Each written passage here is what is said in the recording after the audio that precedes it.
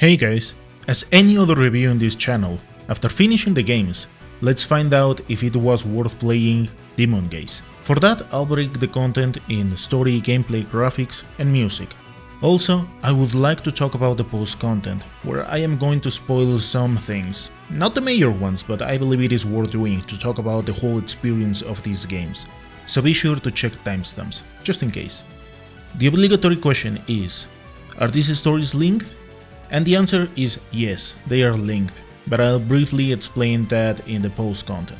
Both games have a similar beginning with interesting passages, and I say they are interesting because they explain quite a lot about the story we are going to have around.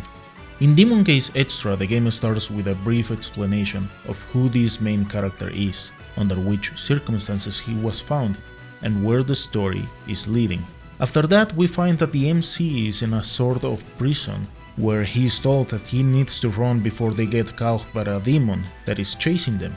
After traversing this place, we find another human that gives a quick explanation of what is happening, and that he needs to defeat the demon that is chasing them. This mysterious woman gives the MC a sword, and after having a small confrontation with the demon, he is told that he needs to capture a comet with his eye. Hence the name of Demon Gazer, who is capable of capturing demons. In Demon Gaze 2, the main character is found in a kind of factory where he is asked if he wanted to get a job in this castle. Nonetheless, the MC doesn't recall anything about who he is, why he is there, or what is going on. So the MC starts to move around with the farmer that found him to find their way with the others. And soon enough they get into a room where there is a small girl who says that it's going to help our duo to get with a group that was supposed to be looking for jobs. However, for some reason you end up in a room where there's only a furnace. What our duo didn't know is that this little girl is a demon, and that's pretty much the farmer's story, but for the Gazer, it is only starting, as an old friend came to rescue him. However, after finding themselves with a locked door, Pegasus and the MC are bound to confront each other. After the Gazer beats Pegasus, he trapped her within his eye. Nonetheless, all this mess attracted the guardians of the castle, but the escape route had been secured by the MC friends, making a glorious escape from that place. Those are the beginnings, but what can I say about everything else? Both are interesting stories, because in the first game it's all about gathering demons, paying your rent as you're living in an inn, and slowly unfolding the truth about the people living in the inn, as well as what is happening in Grimodar Castle. But most importantly, who the main character really is. That of course in the story is going to swing between serious and dumb moments, but in the first game I found the story quite appealing as it has some intriguing moments. And despite having colorful and charming characters, the story has its points where it hooks you right away to find out more. I say it in such a way because I found the concept interesting. Needless to say that there's a good chunk of fan service, and maybe that was the reason why this game was successful back in the day, considering that it doesn't come from a AAA studio. And Demon Gaze 2, the story made a kind of weird twist as they brought idols into the scene. And the plot revolves around music and being able to control the people in a city. The subtext of the story is good, but in all honesty is one of those games where maybe it made a quite radical change. If I have to summarize the story, I will say that some parts in the middle and near the end is where it turns quite entertaining. The other parts for me were not bad or something like that, but I will say that it is going to depend from the kind of humor you like. I like the roles some characters play around the story, as they are not the main ones, but in all honesty, that is paying perhaps a bit too much attention. It is true that both games are going to have similarities, but that is better explained after you beat both games to the fullest. Think that is easier said than done. In this category I will say it is an 8.5 and a 7.5. My main complaint for the second game is the radical change they made for the prime topic, bringing idols. But I kinda believe it was done in such a way because of the kind of soundtrack experience the company was trying to pull off, but I'll further explain this in the music section. For the gameplay, both of them are first-person dungeon crawlers that are going to test your patience in multiple parts. as they are hard as heck. But let's go step by step. In Demon Gaze Extra you have the chance to assemble your group as you proceed in the story, because you need to pay the rent for each character you acquire. At the beginning you will have just one companion, plus the demon's power as you capture them. And as you proceed, you'll be able to add the rest of your group, making a total of 5 characters, plus the multiple demons. While in paper the character creation is basic, RNG is going to play an important role in further specializing your characters, because you need to place gems in particular spots to summon enemies, and after you finish the combat, loot is given depending from the gems you placed. It is important, and I recall this point because while it is true that the character creation is simple in nature, if you want to further specialize each unit, you'll have to bet for RNGs. In this part, in all honesty, I didn't really put that much attention or use a guide on the matter. As I proceeded in the story, each time I found a new place, I used a couple of those gems, and I got decent results. I will say, unless you want to mix-match something specific, there is no need to go for such lengths. But in the first game, that is the way to give something like a secondary job to your units, as it is true that the character creation is rather simple. And in the second game, it was thrown out of the window, as I believe the heart of these first-person dungeon crawlers lies in your own creations. The demons you capture here are going to be your default companions, so there is no way to actually change them until you get your 6th character. Until that point is that you can decide if you wanna use one character over another. So here what they did is that they added something like a subclass in each character. For example, Pegasus accomplishes 2 roles, one of them being a paladin and the other one something like a cleric. So she ends up stuck in 3 particular stats, which are mysticism, vitality and luck. The same happens with the other characters. Looking at the bright side, if you are not that good at managing characters and strategies on the go, it is an easier way to proceed in the story, because Demon Gaze 2 is easier than the first game, because you can focus in those first 4 characters and that's pretty much about it. It is important to say that these games have something like equipment and level checks, so you will have to increase a couple of levels and get better equipment. And in the first game there are parts where you can get wrecked over and over again, unless you have an amazing plan.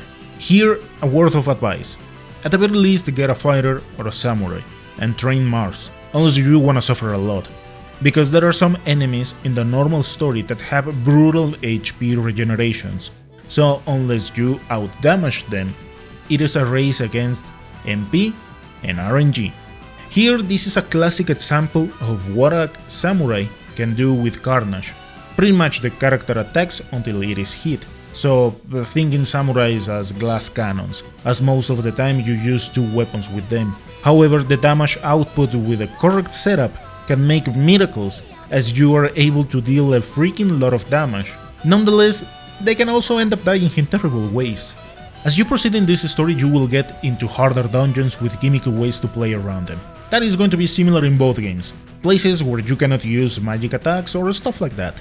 The second game is where they threw puzzles in a rather interesting way, as you cannot really force your way in some of them. For the most part, I will say they are doable, even without thinking too much, but yeah, in the second game you have to pay attention to these kind of things, otherwise consider using a guide as they become harder. If there is something to remark in Demon Gaze 2, is that you can pull the whole game with the first characters you get, but I will say, consider checking the other ones, as there are some strategies that can change the post-content in multiple ways. Something extra to add is that you can use your demons in the first game as something like a 6th character. As I said about training Mars, each demon you get will have different skills and attacks. In this case, Mars is another glass cannon that is able to deal huge chunks of damage, and maybe another demon worth having is Kronos. And this particular mechanic is radically changed in Demon Gaze 2 for something like powered up allies, as you can increase their stats, but in order to keep them in that mode, you'll have to deliver a lot of damage. For me, the gameplay is solid in both cases, so I will say they are 0.5 in this category, mainly because the game ends up leaving a lot of things to RNG, And if you have no luck getting decent equipment, your only second option is increasing more levels and upgrading your gear. So it can turn a bit tedious depending from the place you are. For the graphics, aside from the classic game performance, let's also discuss about the creativity. And the thing here is that the games look decent. They are not masterpieces or something like that. Personally, I didn't experience any drops or the game randomly closing itself as other Switch games. And at first glance, as you can see, they reuse sprites from older entries, just giving them different animations. But that comment comes from someone who's pretty much playing the whole series. Other than that, I have said that I like the idea of making the enemies look like they evolve, as you fight smaller monsters up to something like boss classes. And for the original designs aka the Seeds, those little companions the bosses have, maybe it is me, but I found them repetitive and tedious after a while. Nonetheless, I like the goofy aesthetics of the enemies, and for the level design, I always find those aquatic levels fascinating. I will say the first game is a 7, and the second, 7.5. And for the last topic to evaluate, the music. Both soundtracks were composed by Naoki Jimbo, and that explains why most experienced games have a similar vibe, with something like disco sounds throughout the series. For the ones that I have already covered in this channel, Saviors of Sapphire Wings and A Stranger of Sword City. I really like that kind of funky combinations they have in these games. For me, the best example is A Stranger of Sword City. However, Demon Gaze Extra is not far behind. I really liked the rock combination on top of the classic sounds used in this series. And around this time is where a lot of vocals were implemented in these soundtracks. Maybe that was part of the main trigger to bring the idol stuff into play. Personally, I am not a fan of pop culture. I can hear it, there's no issue with that, but only one of those 3 particular songs was of my liking. The other 2 were a bit too much pop for my taste. But that is in these particular tracks. Other than that, I found the OST quite interesting for these games. It is important to mention that sometimes the dungeons have no music, but they give quite interesting ambience. To me, it is an 8.5 and an 8. Here, if you don't want to spoil yourself, you can go to the final score section. So, what kind of post-content do they offer? If the main game felt as it was hard, unbalanced, and cheesy, we are just getting started, because in the post-content, if you do not have a solid team, you are going to get wrecked real good. The same strategies apply here, under normal circumstances. Increase some levels, get decent equipment, but on top of that, you will have to pay much more attention to the fights. Bring special items to avoid being kidnapped, cross fingers for RNG so your paladin or cleric is not taken because otherwise critical hits the buffs, and messy formations can ruin your day in the last second. That being said, yep, they are quite challenging, but far from impossible. In these areas is where you can farm the best equipment and skills to improve your characters. And about the solid strategy, physical characters are the ones that are going to be your main backbone, because enemies in these places usually use special debuffs to make your wizards pretty much useless as damage dealers, so it turns something like cheese or be cheesed. Also try to have at least one character with multi-hit buff, otherwise you're going to have a hard time landing hits to pretty much every boss. On top of that, they are sponges of HP. And on top of that, some of them have some crazy regeneration, so these battles can take with ease up to 30 minutes. That goes for the kind of gameplay we are going to have here. And for the story, we get to see old friends that were supposed to be in other places, so yeah, they expanded what is going on here. And also we can see some older places where the link between both games is going to make everything so far make sense. In all honesty, these last parts in the story are quite intriguing. So for me, at least these last chunks of story were good. Demon Gaze Extra and 2 final scores are 8.1 and 7.8. If I had to recommend these games, it would be for those who are looking for a decent challenge.